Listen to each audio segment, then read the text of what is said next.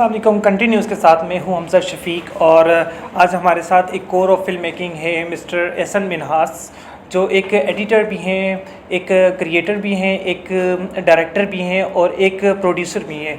तो आइए हम इनसे जानते हैं कि इनका पर्पस क्या था, कि इन्होंने एक बिगनिंग लेवल से अपनी इस मूवी का पर्पस क्या था और आज इनकी एक ये प्रीमियर होने जा रही है नेटफ्लिक्स पर इनकी मूवी।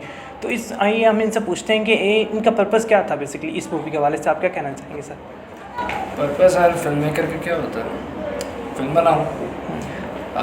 हमने बस एक चीज़ मैंने लिख ली, उसको दिखाना चाहता था, उसके बाद दिखा दी, काम हो गया।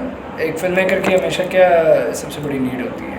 टू टेल स्टोरी निकाली, लोगों को आगे दिखाई, लोगों ने डिस्कस की, आगे मूव ऑन करके। लेकिन फिल्म मेकर का जो सबसे बड़ा कीड़ा होता है ना, वो होता है कि मैंने अपने से कुछ निकाल के बाहर स्क्रिप्ट पे लाना और फिर उसके बाद जाके मैंने उसको एक सिनेमैटिक एक्सपीरियंस बना के उसको पोर्ट्रे करके जो फिल्म पर देखते हैं वो अपने आप को शायद उसमें आकर देख लें।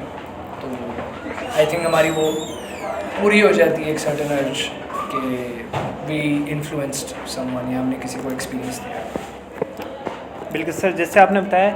बाकी सर मैं आपसे ये चीज़ पूछना चाहता हूँ, जैसे आपने स्टार्ट में बताया भी था कि आप एक प्रोड्यूसर का रोल भी प्ले कर रहे हैं, इसमें डायरेक्टर का रोल भी है और आपका इसमें एक एडिटर का रोल भी है। तो ये हाँ, राइटर का भी। तो ये एक बहुत मेजर रोल है और ये टाइम मैनेजमेंट भी है आपकी। तो ये कैसे आप सब मैनेज कर लेते हैं और ये सब कैसे आप रिसोर्सेज कौन प्रोवाइड करता है इस फिल्म के लिए, कैसे आपने मैनेज किया time? I guess priority set करनी पड़ती है, स्केड्यूल करना पड़ता है। ठीक है। हर चीज़ को देखना पड़ता है कि पहले क्या आती है, दूसरी क्या आती है, तीसरी क्या आती है, और प्रायोरिटी क्यों करनी होती है? बिकॉज आपकी प्रायोरिटी की बेसिस पे, क्योंकि वो सबसे ज़्यादा फिल्म को क्या चीज़ इम्पैक्ट करेगी, पॉजिटिवली कैसे करेगी, वो प्रायोरिटी नंबर 1 होती है, उसके अराउंड ऑर्डर जाता है। आई थिंक मैंने क्योंकि अपने 10 साल के इसमें ये सारे रोल्स लेता गया हूँ, करता गया हूँ, और क्योंकि शायद मैं डिपेंडेंसी नहीं पसंद करता, शायद मैं नहीं चाहता कि कोई मेरा काम करे, मैं चाहता हूँ कि जितना खुद कर सकता हूँ कर लूँ।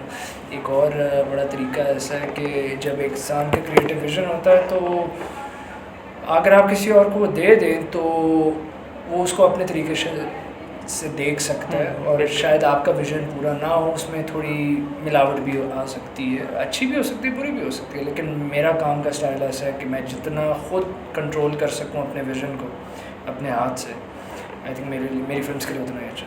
Exactly, that's very great effort. ये बहुत अच्छी आपकी एफर्ट है कि जो आप इंडिविजुअल लेवल पे सब कुछ मैनेज कर रहे हैं। तो लास्टली मैं सर आपसे ये पूछना चाहूँगा कि ये आपका बेसिकली एम क्या था इसको लेकर, और पहले क्या एम था और अब क्या एम है आपका? तो इस हवाले से आप क्या बताना चाहेंगे कि यंगस्टर्स के लिए क्या मैसेज रहेगा?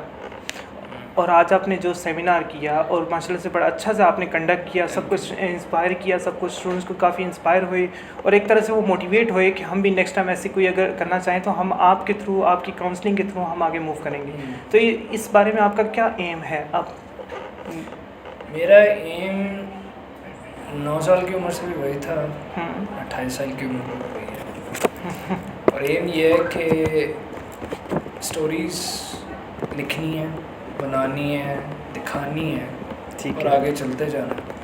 और आई थिंक हर आर्टिस्ट या हर फिल्म मेकर की एक ही अर्ज होती है, जो मैंने पहले कहा था, कि किसी को इम्पैक्ट कर देना, इन्फ्लुएंस कर देना पॉजिटिवली।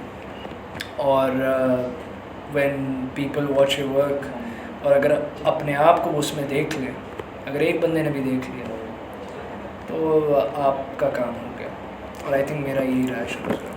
चलें sir, that's really an amazing. और आपकी ये सब मैनेजमेंट और ये एफर्ट, ये सब कुछ अब शो भी हो रही है। बाकी सर ये thank you so much for your extreme time. और नेक्स्ट इंशाल्लाह हम लोग आगे भी इंस्पायर करेंगे ऐसे स्टूडेंट्स को भी और उनका भी इंटरव्यू लेंगे। Thank you. Thank you.